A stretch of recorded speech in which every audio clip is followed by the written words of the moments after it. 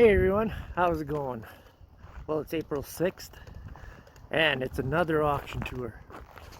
Don't you just love these auction tours? Well, this will probably be my last one or my second last one. Probably my second last one. Anyway, I'm at the Ritchie brothers yard site and they got a lot of stuff here this year. There haven't been much farm equipment at the sales here at the yard, but this year they got quite a bit. And here we have, first on the list, it's a Premier. It's a 35-foot Draper header. It's a McDon Premier, I should say. And there's another one over there. These are nice machines. I would like to get rid of my John Deere windrower and get one of these. Just the fact that McDon, I really like the McDons. A lot of people have them around here instead of the John Deeres. For me, I would like about between a 25 and a 30-foot header. I don't need a 35-foot header because the combines aren't big enough for that. So, but a 25 to 30-foot header would be fine.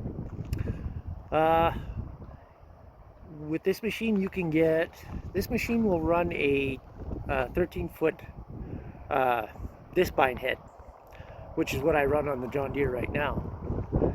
And the thing I like about this is it's got the dual direction, so when you're giving her down the road, you can turn around, drive backwards, and it drives about, I think it's around the 20-some mile per hour mark.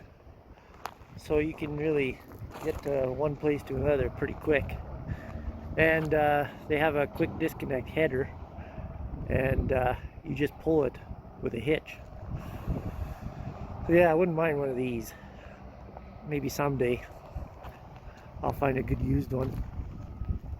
These are still going for 100 grand used, so they're a little bit out of my budget right now.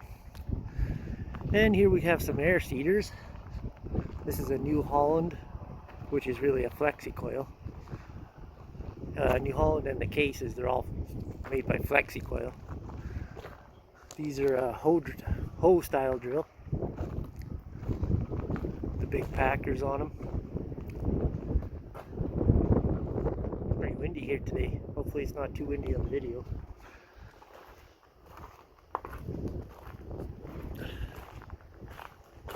Got a mess of hoses. A lot more than my air seeder. This is probably half more bigger than my air seeder. My air seeder is 44 feet. I'm pretty sure this is around 60. That one's got the steel packers. Big flexi coil tanks. 3 compartment tanks.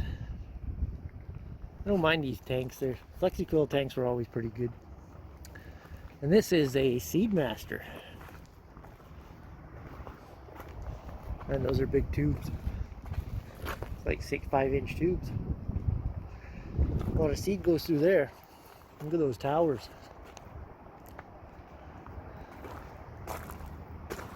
And I believe this is an 80-foot Seedmaster drill. And then we have a John Deere 1870 with a 1910 cart. Similar to my cart, just newer. I only have a dual tank cart. This is a triple. And these have the stainless steel. No, yeah, they're used to stainless steel. Yeah. Well, those two aren't. That one is. That one's stainless steel. Meters. So stainless steel meters would be nice. No more rusting. I don't mind these 1870 drills. I hate how those press wheels go wide and then narrow. I kind of like the Seedmaster press wheels better. Just rounded.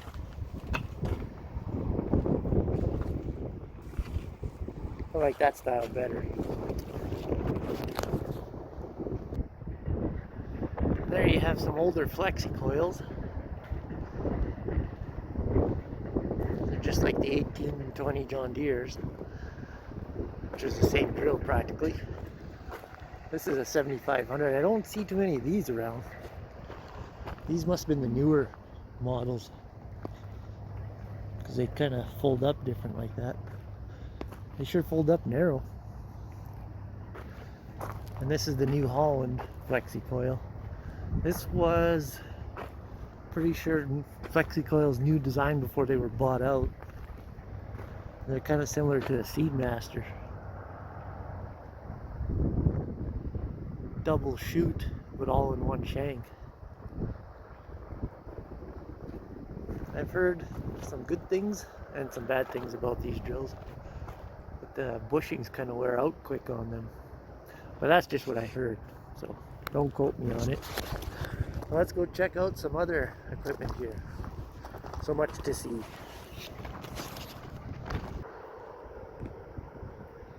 Well, here's a nice set of Degelman Strawmaster heavy harrows, and these are the big ones too. And they got the carbide tips on them. Nice. This is about a 50 or 60 foot. I believe it's about a 60 foot. I could probably pull a 60 foot, but 50 would be better for my tractors. Unless I had about 400 horse. I'm a little bit shy of the 400 horse, so you need to pull these things fast for them to do a job. That's a nice set of harrows there. And then you've got some Bourgault harrows. Looks like these got a little bit thinner tine. No, they're about the same. Sometimes you can get them in 5/8, 9/16. I like them a little bit heavier because and they don't bend as much on the springs. And they do a little better job at disturbing the soil. For what I need them for is to spread the straw around that was spread by the combines, and it helps with the air seeder so you don't plug up the toolbar.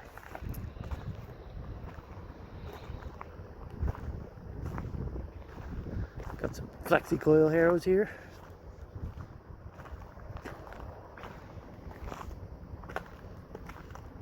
These all look to be 60, 70 footers.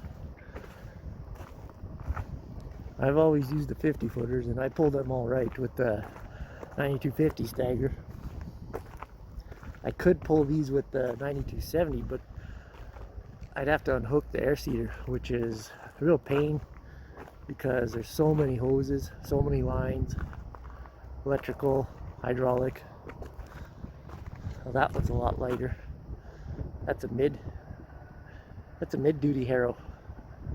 That's something I wouldn't be interested in. So is that other flexi coil. And then you got your old harrow, diamond harrows, harrow packers. I got a lot of those. Now we've got some land rollers here, and I'm kind of interested in some land rollers. Since we're seeding more peas now, and rolling peas is actually pretty good because they're kind of like soybeans, that when the peas get mature they fall right to the ground. Not the pod, but the plant falls right to the ground. So you got to cut extremely low, and if your soil is not compacted good, or you have ridges or something in the soil, then your header drags on it and you can't cut that low, so you miss some of the plant. So yeah, I've been kind of interested in some land rollers. I've used land rollers, nothing new to me, but I didn't use them for peas. I used them to we had some really lumpy soil, and the easiest way to crush the lumps were to use land roller, and it just turned to nice fine powdery soil, and it grew really good. Let's see what else we got here. Well, we're on to some heavier tillage equipment now. We've got some old cultivators here, some back there's some heavy chisel plows. Look at those big shovels on there.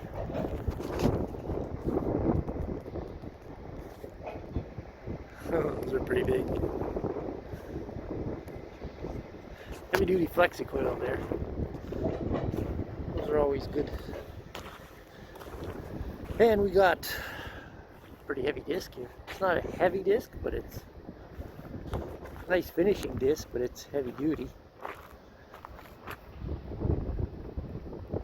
Cushion gang springs. I'm still looking at what model this is. Oh, it's a Kraus. Not bad, but it would be a little bit harder for me to get parts for one of these discs. That's some nice notch blades on there. Nice set. A little bit of a heavier disc. Sometimes you want like for us in our ground, you'd want like a not too light but not too heavy. You kind of need like two discs, a real heavy disc and then a light disc for finishing, but not too light that it busts up. You get them when they're too light and they don't want to go down,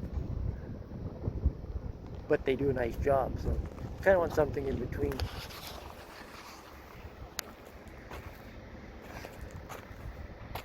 Got a Kilo built here, or an Easy On, yeah.